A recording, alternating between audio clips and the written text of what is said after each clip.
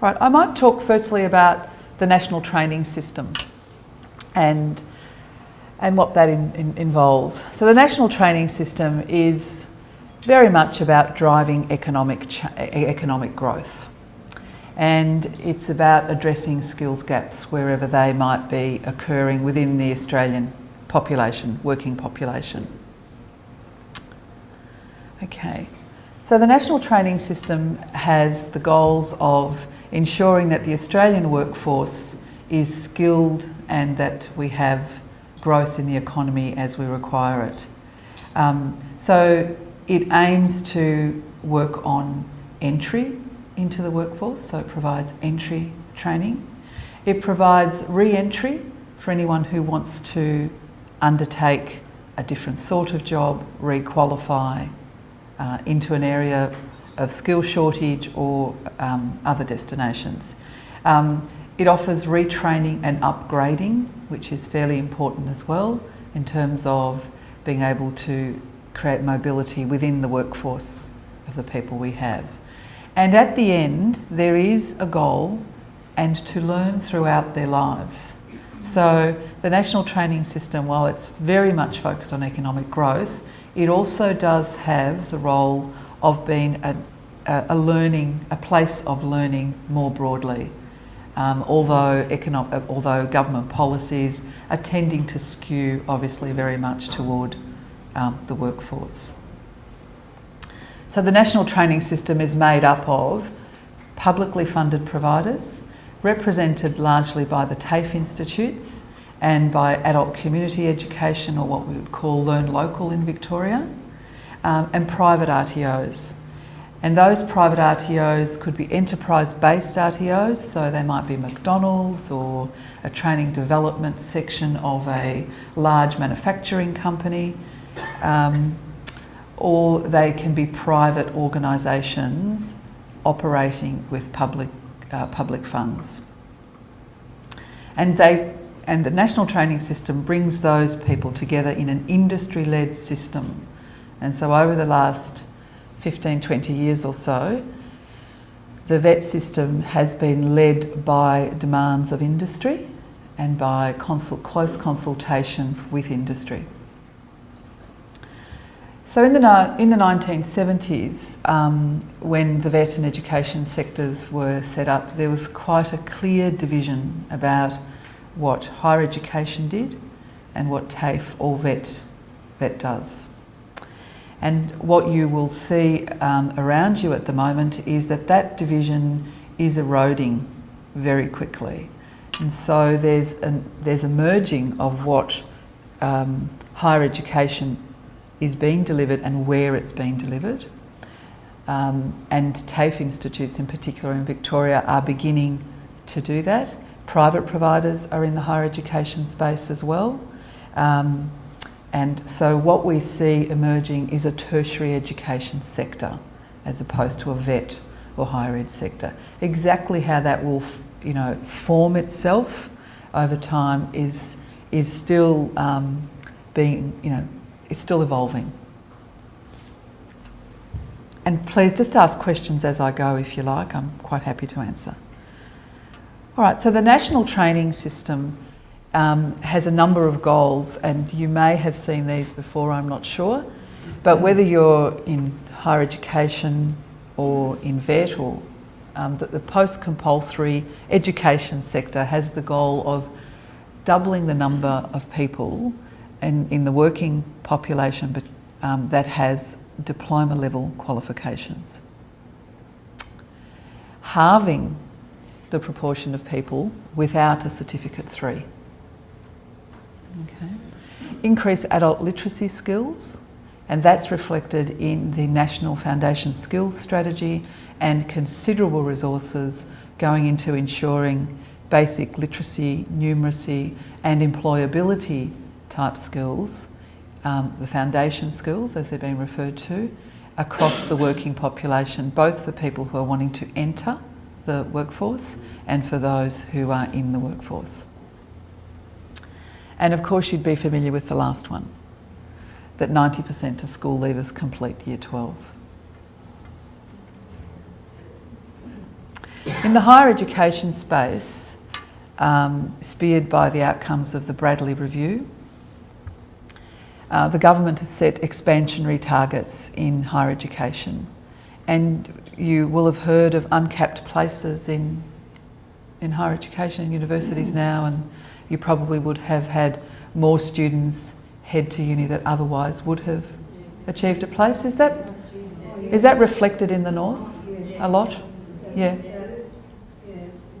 So students with what level of enters or ATARs are getting in now? I had six who had less than 50, somewhere between 42 and 50, who are going into bachelor programs. I went back through the figures for the Bachelor of what exactly? all sorts of things. All sorts of things. One of them was education, youth group, business. But I looked through the previous 5 years, and I only previously had one that had less than 50 get it, and that was a polio program. It wasn't based on their ATAR. So this was a big shift. So it's significant from the nods around the room. The school's gone from 60% going to higher end to 70%. Okay. Yep. And there's an increase required of up to 40% in the population aged between 25 and 34 with bachelor level. So some of the targets, the increase in the diploma and the increase required in the bachelor are hitting up against each other in some ways. So there's, to some degree, a bit of a devaluing, you might say, of the diploma level as people reach higher. Associate degrees too. And associate degrees, yes. And of course a 20% increase in higher education participation of people who are from low socio-economic backgrounds. Yeah. All right, so that's about scene setting at the national level. We could talk about the national system forever, but it's probably not what today's about.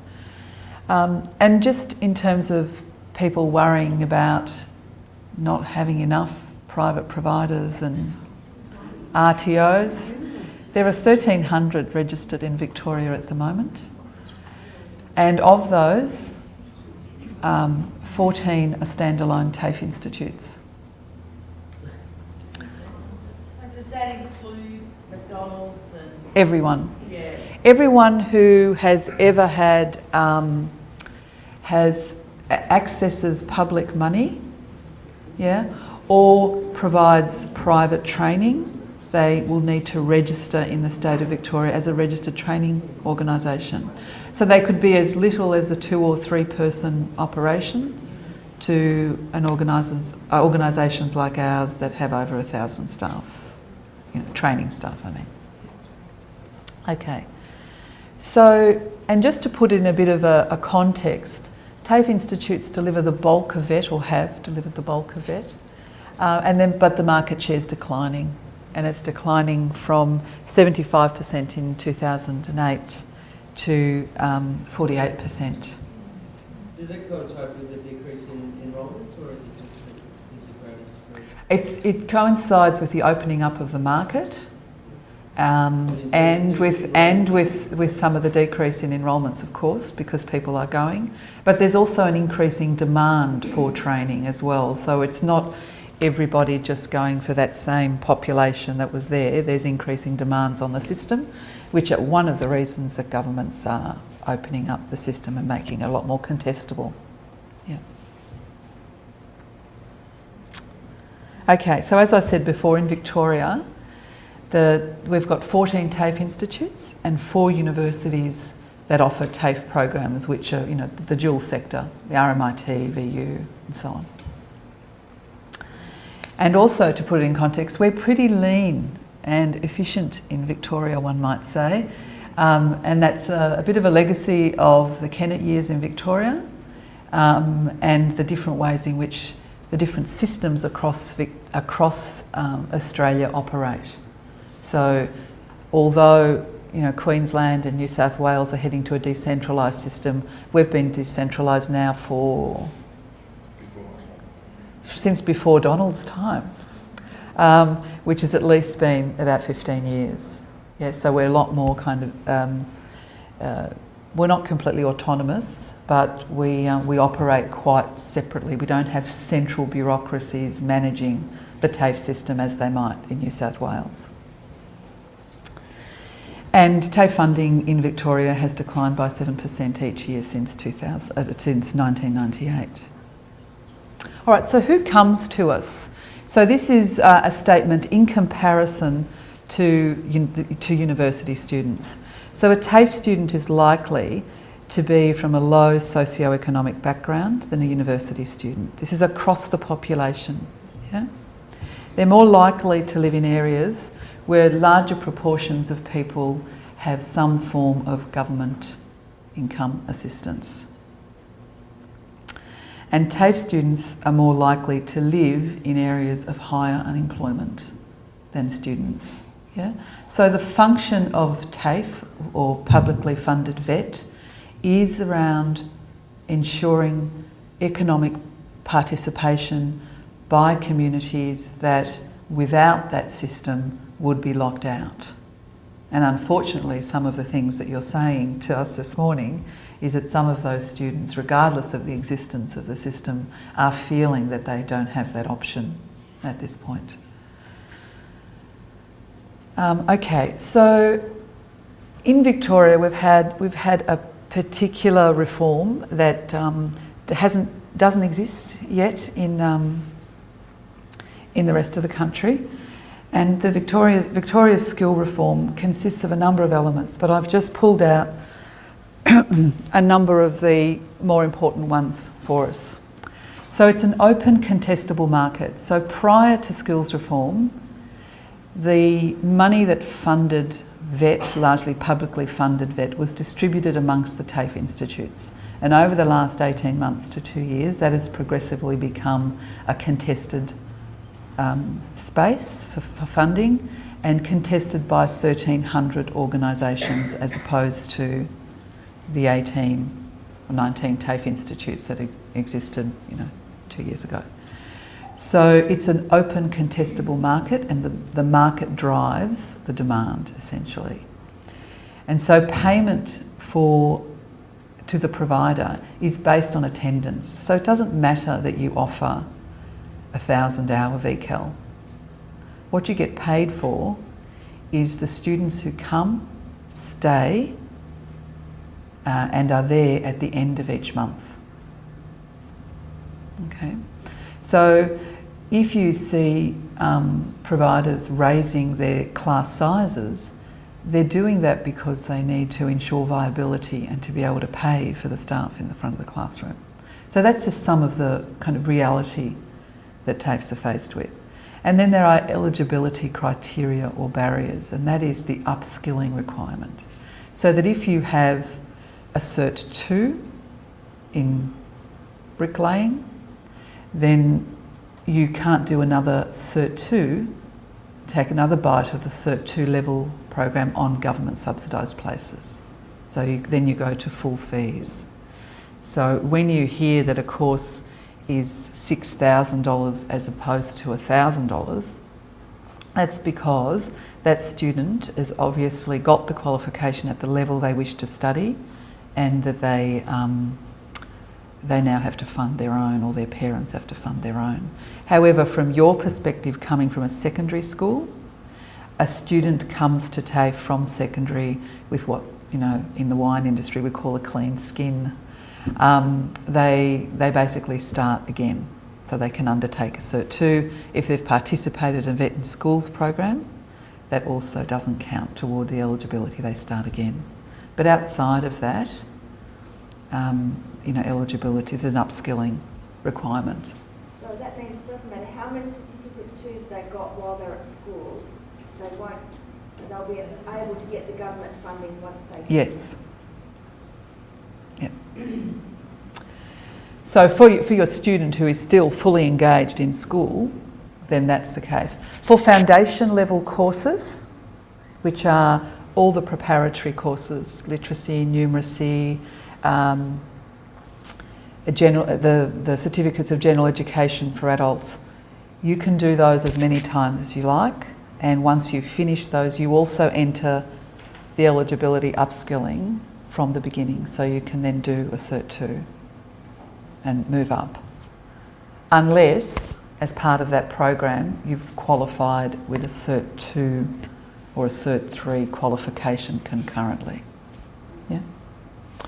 So there are eligibility barriers that, you know, any one of our staff, if you call, would be able to very clearly help you sort the matrix of that. Okay, and so the major thing that's happened that you will have read in all of the papers, and as Donald said, there's been a concerted campaign from the public and from the TAFE system, is that there has been a 25%, a quarter of every TAFE's institute's budget to a third annual budget has been cut. Yeah? Sorry, just to go back to the Yep. upskilling. If someone's made redundant and needs to retrain in a different industry, do they still have to pay full fees? There are a number of targeted programs and they keep shifting, so I need to check before I answer that. Limited spots available. And limited spots. Well, sorry, up to last year, there was what we called exemptions to the eligibility criteria. So if you came from a targeted industry and you were retrenched or whatever it might be, you could come to, there were a range of criteria. You could come to TAFE, and if you weren't eligible after seeing what qualifications you had, you could then apply for one of those exemptions. Now, in a place like MIT, we had, 100 before they got taken away across the whole of the organisation. And this year they no longer exist, unless there's a specific federally funded or Victorian funded program that's for an industry. Yeah. Hi, just a point of clarification on vetting schools. If a kid is doing a Cert 3 and doesn't actually complete it, like leaves the last module out, can they then come to TAFE and do another Cert 3 and get the government funding? Then they haven't got the qualification if they haven't completed all the assessment. Because that was something that we used to Yeah. think about. I know there's been significant, I know there's been some significant shifts in vetting schools, and I've moved out of my previous role, and so I haven't kept up with the intricacies of that. But my understanding is that if you do a vet in school as a full-time school enrolled, secondary school enrolled student, that shouldn't impact on you even if you have the qualification. That was always a tricky one with hairdressing. Yes, I know. Hairdressing's really funny. Through the 25 years, I can plot the years that hairdressing was funded for, and they're not funded for. Yeah, it's a bit. You have to keep up with that one. Sorry, Francis. The other thing, students do need to be careful about traineeships at yes. those sorts of places. Because I can tell you a story that last year almost broke my heart. With a student. I'll tell you another one. Yeah, so a student who'd done a Cert 3 in, I think it was customer service as a traineeship with, I think it might have been Subway, and their eligibility was a real issue when they wanted to do accounting. And the outcome was that I saw them a few weeks later coming up the lift, and he was with his dad, and it just reminded me when I was about the same age, being brought up in Preston, and as they come up the lift, the dad said, well, I said, oh, you're back, you're going to enrol. Because on the night that we couldn't enrol him, I'd said to my wife that I was almost going to pay the $3,000 we're almost lighter in the bank account.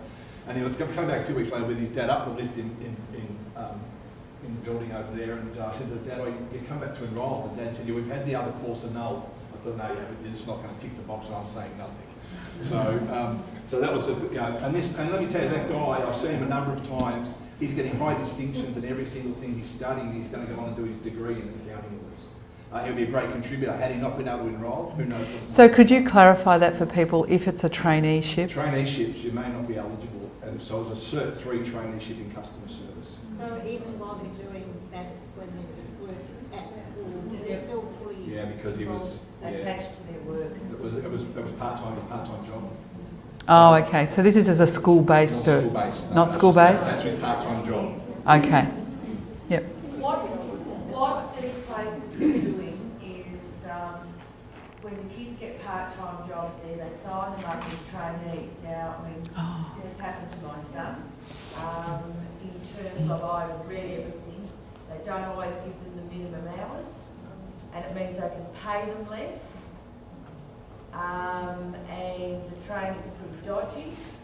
And if they do come out with a Cert 2, and the other thing is that they put them on for 3 months trial over the Christmas holidays so that their staff can take holidays, and then they put them on.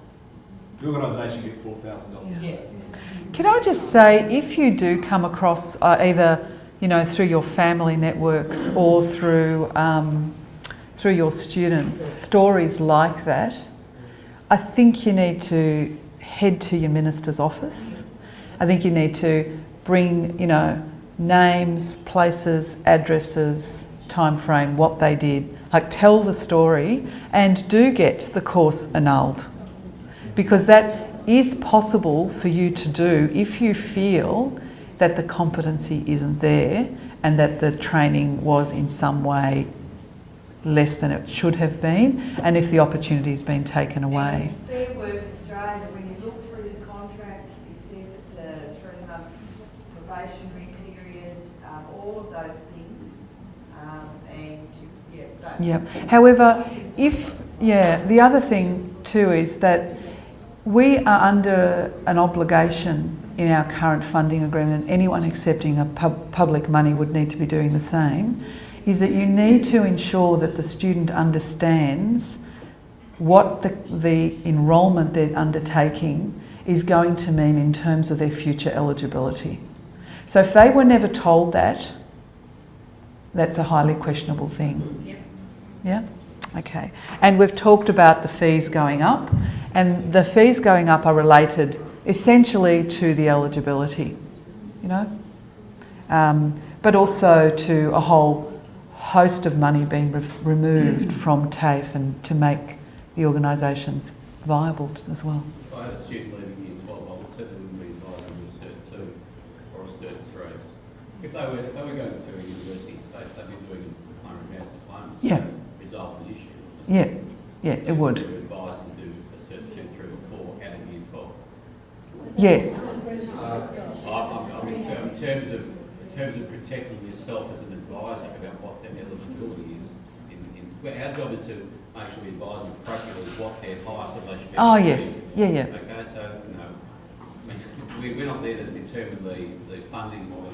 Oh no, I didn't mean that from your perspective. I meant that. Yeah. Just from a parent perspective. Yes. We have to make sure that we are not the ones advising about funding or eligibility. We're asking about course selection. Sure. Pathways. So Yes. once we start worrying about the funding models of TAFE, that's a parent responsibility to Yep. go and find information out. Yes. So my advice to the parents is, you go find out what your Yep. element is. I won't tell you what it is. Yes. Once you start advising on funding models, you really put yourself in a invidious position. So I think it's best to avoid it. Look, I think do send them to us. We can explain that to them. That's fine. But I'm just saying that from anyone who is enrolling your students as a part-time job into a training course needs to advise those students that it's impacting on their eligibility in the future. Okay. All right, so what's NMIT's strategic response to this? You will have seen a lot of institutes, and I have kind of put it into 4 dot points. It's a bit more complex than that, but you would have seen last year a lot of information in the papers about cuts and staff going and courses not being run and campuses closing and a whole range of things. NMIT was in the fortunate position of having been managed quite well over the last 20 years or so, and so we were in the position of being able to take a very much a steady as she goes situation. We are not panicking here at NMIT, we didn't. We ensured, we took the position that the board and the CEO took the position that we would attempt to run the full range of courses. We wouldn't cut our student services and support services around the institute so that was available to support students who are coming in. And we had no major retrenchment, of staff, and you would have seen numbers of 200 and 150 staff going from here, there and everywhere. That didn't happen at MIT, and so our planning has been based on a full range of courses, a full range of services, and as Donald said, I think you put it quite eloquently, you know, we're kind of here to stay, and we're open for business, so to speak. And that message, whilst we sent that message out quite strongly within the communities that we operate out and as publicly wherever we could, it did get drowned out quite a bit by just the weight of what was happening around the state. To the extent that, you know, I had one journalist ring me. He was looking for a story about, at that time I was in further education, about the loss of ESL jobs that would come from our merger with La Trobe, which is not, it's not a merger with La Trobe.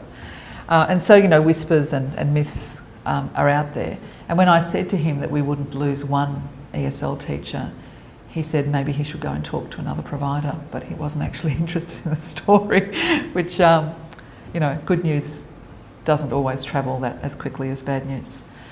So our positioning in this marketplace is that of a quality provider, and both a quality provider in the tertiary education system across vet and higher education. And one of the ways, and there are a range of strategies to strengthen that position and investments by the board to make sure that happens across our infrastructure and our business processes and all those kinds of things. But one of the key strategic strategies for us is the implementation of a teaching and learning strategy across the organisation. And that is that we see the core of our business being about education and training, and that if we're going to be here for the long term and provide a good service to our students and to the community, it's going to be in the classrooms, wherever those classrooms are, whether they're in the workplace, whether they're virtual, whether they're first face-to-face in a room. Yeah. So we're in the process of forming and developing that strategy at the moment, and in setting priorities and projects to roll out. So they'll focus on 5 key areas at this point. At the top of the chain is quality teaching practice, and that is turning our attention to what's happening in the classroom.